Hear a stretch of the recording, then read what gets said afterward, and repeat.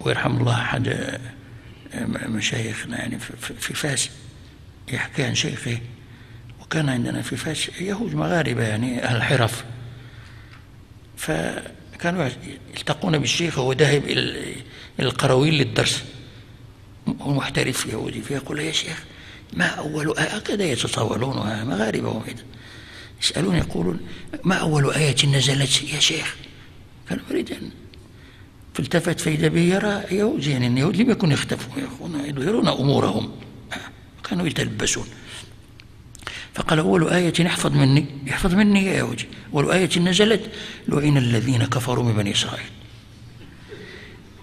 يعني هو لا يريد أن يجيب ولا يعرف أنه الآن اقرأ باسم ربك، ولكن هو لا يريد هذا، يريد أن يعرفه بأنه عرفت في الجنب، أنت أمام المسجد وأمام المسلمين فينبغي أن تعود إلى ربك. فقال له برفق: لو إن احفظ هذه مني.